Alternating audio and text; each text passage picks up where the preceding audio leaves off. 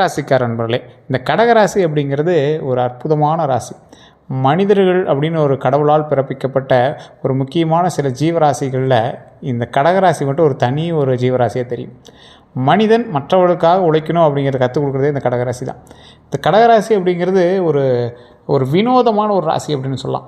மற்றவர்களுக்காகவே பிறந்து, மற்றவர்களுக்காகவே அவர்கள் நலனுக்காகவே வாழ்ந்து, தன்னுடைய தாய் தந்தையருக்கும் தன்னுடைய குடும்பத்திற்குமான நிம்மதியை மட்டுமே தேடி, அவங்களுக்கு என்ன தேவை, அவங்களுக்கு எது வேணும், அதை மட்டும் செஞ்சால் போதும் அப்படிங்கிற மாதிரி வாழ்ந்துட்டு இருக்கிற ராசி இந்த கடகராசி.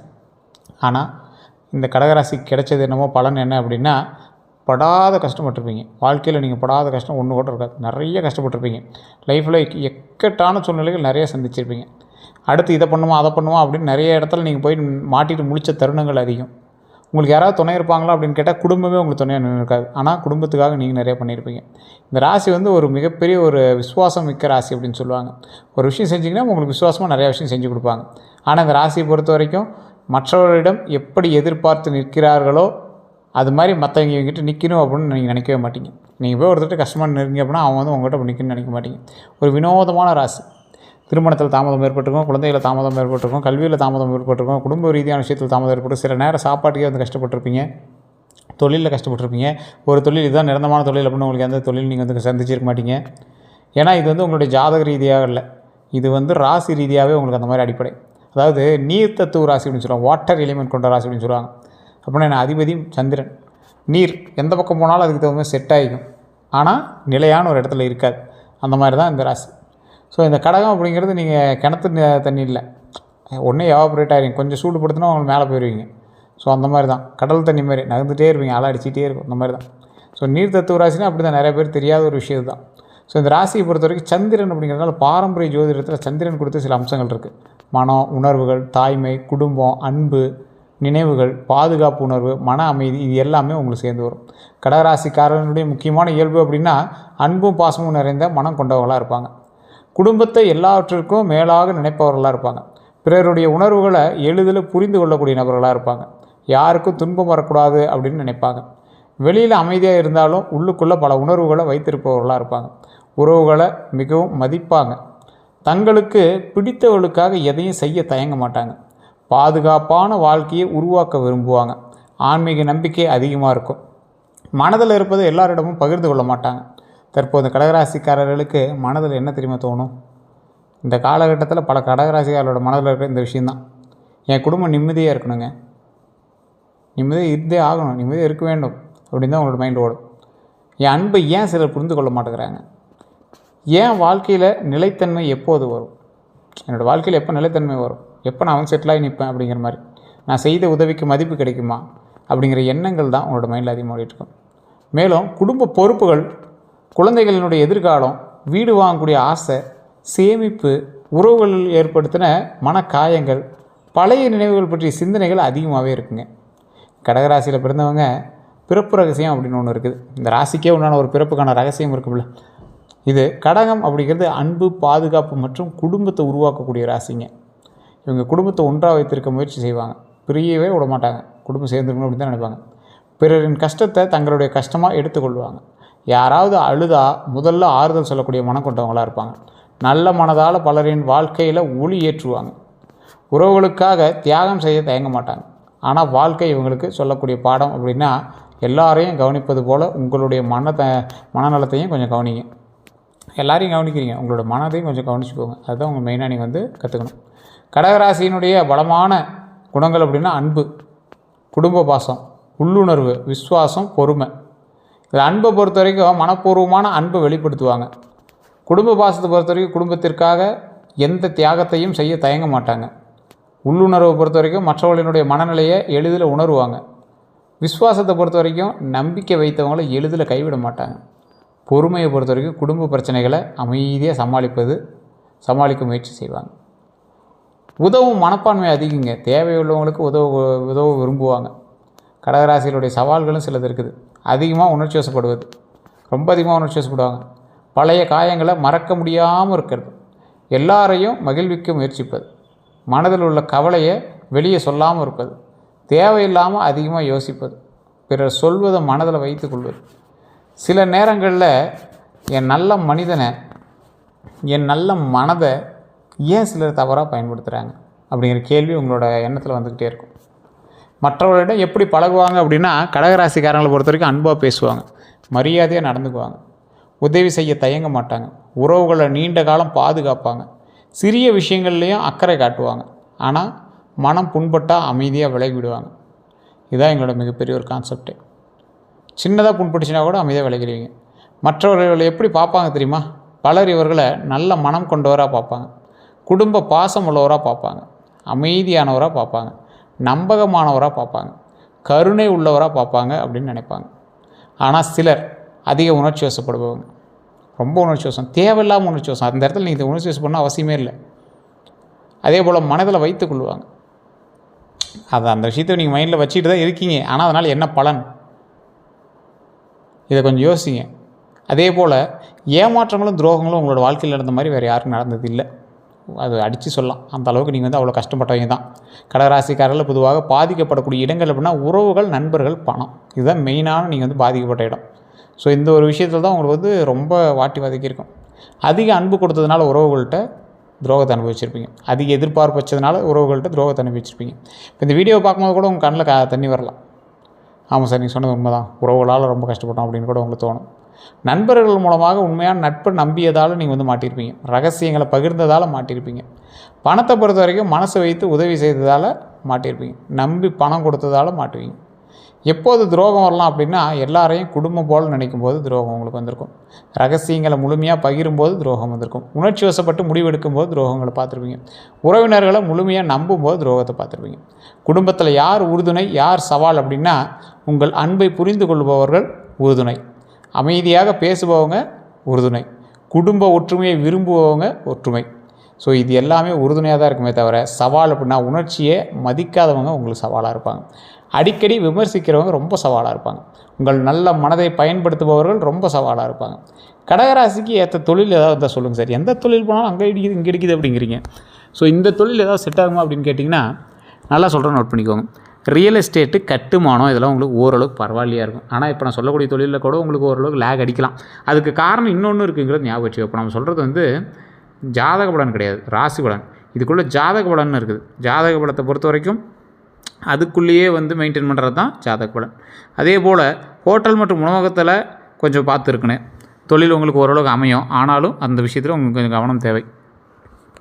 அதே போல் மருத்துவம் சார்ந்த தொழில்களில் ரொம்ப கவனமாக இருக்கணும். அதே போல் நர்சிங்கு, ஆசிரியர் பணி, குழந்தைகள் பராமரிப்பு, விவசாயம், பால் மற்றும் பண்ணை, இந்த மாதிரி தொழிலெலாம் கொஞ்சம் பரவாயில்ல இருக்கும். இருந்தாலும் ரொம்ப எச்சரிக்கையாக இருக்க வேண்டிய ஒரு காலகட்டமாக இந்த காலகட்டம் இருக்குது. சரி, இதெல்லாம் ராசிக்கு ஓகே. இந்த கவுன்சிலிங்கு, சமூக சேவை, குடும்ப வியாபாரம், இதில் ராசிக்கு ஓகே. இருந்தாலும் உங்களுக்கு தனிப்படையான தசாபுத்தி நேரம் இதுதான் உங்களுடைய கணக்கீடுகளை கணக்கிடும். ஸோ அப்போ நீங்கள் என்ன பண்ணணும் அப்படின்னா, உங்களுடைய ஜாதகத்தை செக் பண்ணுங்கள். பிறந்த நேரம், பிறந்த தேதி, பிறந்த ஊர், அதில் இருக்கக்கூடிய ஜாதகத்தை செக் பண்ணி அதுக்கு தகுந்த மாதிரி நீங்கள் பண்ணிங்க அப்படின்னா உங்களுடைய லைஃப் கண்டுபிடிச்சிக்கலாம். இனி தொழில் எப்படி இருக்கும் அப்படின்னா, பொதுவாக மெதுவாக ஆனால் உறுதியான வளர்ச்சி இருக்கும். குடும்ப ஆதரவால் முன்னேற்றம் உண்டாகுதுங்க. பழைய முயற்சிகளுக்கு நல்ல பலன் கிடைக்குது. புதிய வியாபார வாய்ப்புகள் கிடைக்குது. வீடு மற்றும் சொத்து தொடர்பான தொழிலில் முன்னேற்றம் கிடைக்குதுங்க. ஸோ இதை பொறுத்த வரைக்கும் நல்ல ஒரு முன்னேற்றமாக இருந்தாலும் இது எல்லாத்துக்கும் செட் ஆகுமா அப்படின்னு கேட்டால் கொஞ்சம் ஏறத்தாழ தான் இருக்கும்.